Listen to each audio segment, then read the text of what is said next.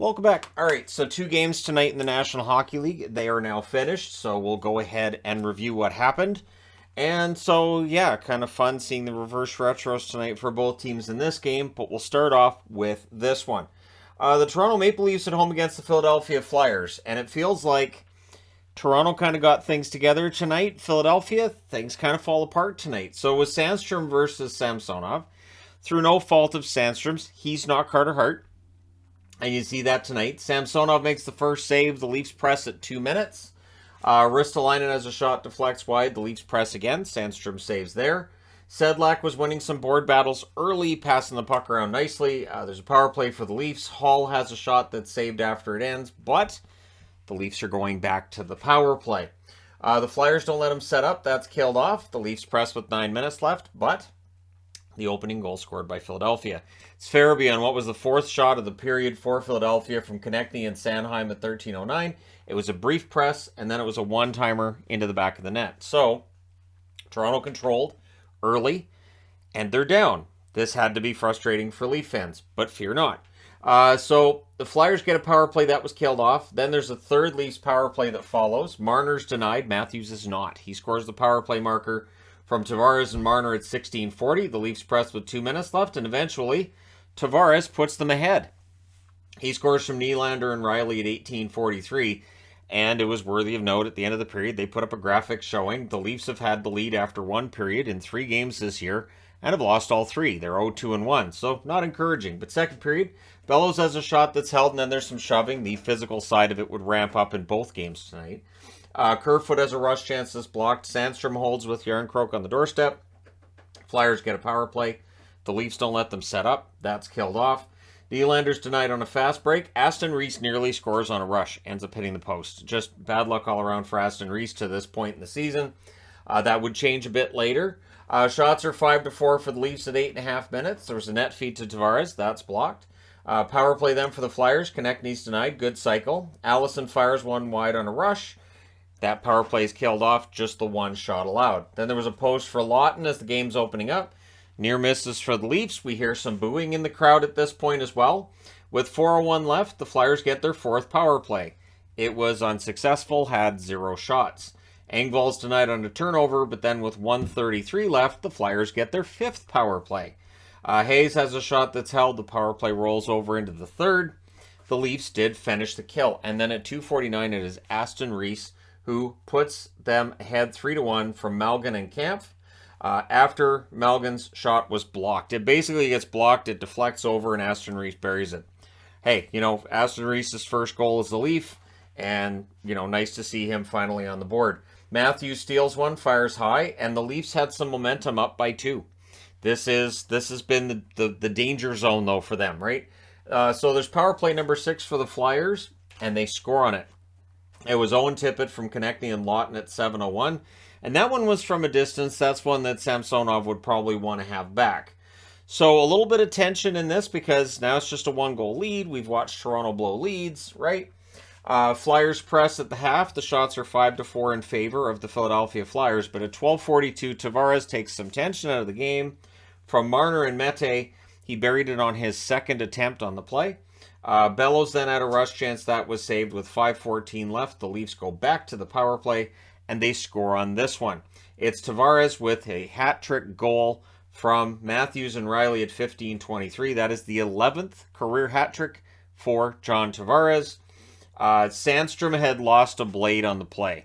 So Sandstrom's down. He had no chance. Tavares likely had no idea that he'd lost a blade. Fires it in there. And then the Leafs press for another. So they're up 5-2, and they're still pressuring, which means at a stoppage with 1:44 left, things get pretty punchy. And it gets punchy enough, it goes on long enough, that then the referees have to stand with the timekeeper and go over. Basically, they just said, everybody who was on the ice gets a penalty. You know what? They're all 5 minutes. You're all out of here. Done. But instead, the Leafs come out of it with a power play, which made Tortorella very happy.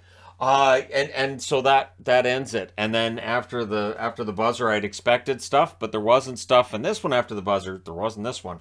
So the Leafs win at 5-2. They go to 5-4-2 on the season. Turns out they're not dead after all. The Flyers 5-3-2, and they've started to slide. So They were in the video I did earlier today. This is a result that, again, this is what happens when you don't have Carter Hart stealing the game. It's just not an insult towards Sandstrom. He played well. Shots are 17-6 Toronto in the first, 13-9 Toronto in the second, 14-10 Toronto in the third. They outshot them 44-25. Power plays, Philadelphia 1 for 6, Toronto 2 for 5. Hits 45-31 Philadelphia. Sandstrom saves 39 out of 44. Samsonov saves 23 out of 25. So overall, this is the kind of game you want if you're the Toronto Maple Leafs, and they finally got. Next up, Pittsburgh and Buffalo. So at what point do we start to have the conversation about Mike Sullivan's job? And we'll see. He was quite angry with the guy beating on the glass behind him, though, which I had noticed during the game. I'd noticed that there were a couple of really animated fans behind Sullivan, and I thought they seemed to be pretty angry. They were definitely angry. Anyways, it was DeSmith versus Comrie. Both teams wearing the reverse retro, so of course I had to wear the reverse retro of the Sabres from their last time out.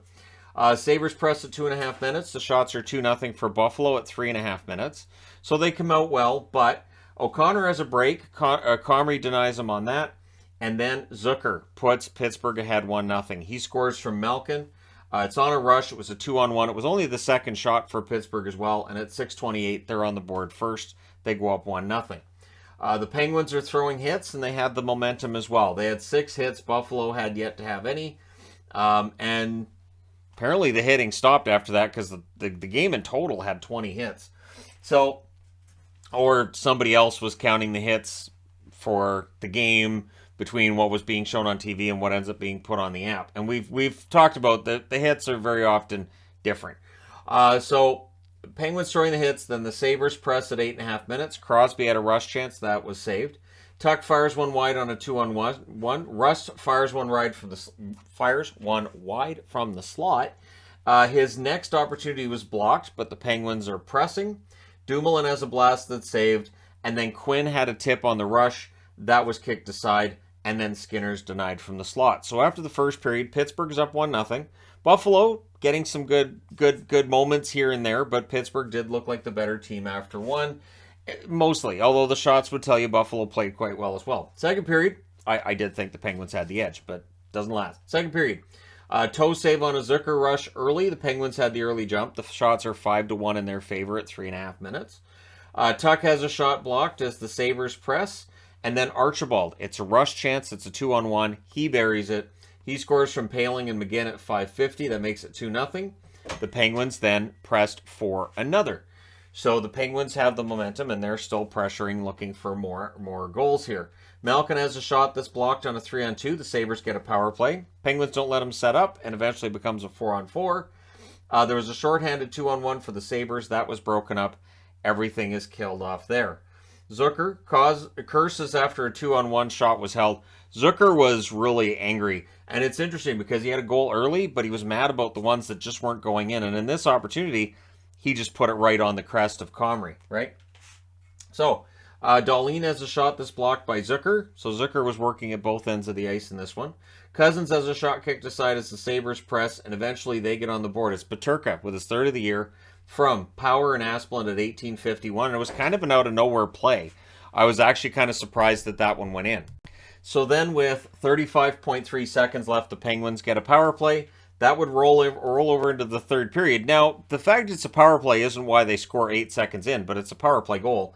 It's Gensel. It's clearly on a rush because it's at only 8 seconds. Letang with a fantastic pass. Malkin with the other assist. It's 3-1 in favor of the Pittsburgh Penguins early in the third.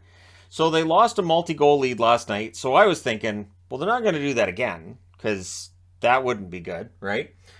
So power play for the Sabres. Power has a shot that's blocked and then cleared, but then Tage Thompson with his 7th of the season. He scores from Dahlin and Skinner at 3:21. And then the Sabres, well, they sense weakness. They press at 6 minutes, and eventually at 6:29, it's Olofsson from Owen Power. And Power fakes a shot and draws the attention to him, gives it over to Olofsson, who just buries it. So it was a really good play by Power there. The Penguins call a timeout. Yep, this game is now tied. So they call a timeout, try to get things under control. Sabres then get a power play, so that didn't work. Quinn has a net feed that's blocked. That was killed off. But then at 10:34, it's Tuck tipping one in from close. from Thompson and Skinner. So there's Thompson on the board again, Skinner on the board again, and Alex Tuch gets another goal. Suddenly the Sabres have the lead. So things get punchy on the next stoppage, and they would escalate from there. Shots are 10-5 for the Sabres with 8 minutes left. With 7:08 left, the Sabres go back to the power play. That's killed off. That means we're down to the final 5 minutes of the game. Raquel couldn't bury one on a 2-on-1. They would pull the goalie with 2 minutes left. Girgensons, great speed, beats out an icing call, so it's not icing. And then Okposo gets it into the empty net from Dahlin, and Girgensons at 18:34. Girgensons was trying to leave the ice because he'd lost his helmet on the play. And so Pittsburgh, down by 2 now, they pull the goalie again. Olofsson would score from Bryson at 19:53. We got some punching on the next stoppage. And then with 2 seconds left, we got some punching again because Pierre-Olivier Joseph, well, he, on a face-off with 2 seconds left, decided to blast it from the point, hitting a player with the puck of the Sabres. The Sabres didn't take it well, and I get it. Usually down by 3, a guy won't be trying to get a goal with just the 2 seconds left, but again, you play to the buzzer, right? So the 6-3 final is in favor of Buffalo. They go to 7-3 on the season. For Pittsburgh, 4-5-2, but those jerseys are fantastic. That reverse retro jersey for Pittsburgh is a thing of beauty. That whole set is absolutely, like, the whole uniform head to toe looks great. But this is the 6th straight loss. So it's not of any kind of comfort to see how nice those jerseys look on the ice. So the shots, 11-6 Buffalo in the first, 9-8 Buffalo in the second, 12-7 Buffalo in the third. Final shots, 32-21 for Buffalo. Power plays, 1 for 2 for Pittsburgh, 1 for 4 for Buffalo. The hits were only 12-8 for Pittsburgh. DeSmith saves 26 out of 30, and Comrie saved 18 out of 21. So again, Comrie may not have had the best night, but Pittsburgh didn't get enough shots. So there you go. Quiet night. Tomorrow night, there's 13 games, so I'll rest up tonight for that tomorrow. Should be fun. Anyways, there you go. Let me know your thoughts in the comment section below. As always, don't forget to hit like and subscribe if you're browsing your way through. You just happened upon this video. Thank you guys so much for watching, for all your support. I will talk to you again soon.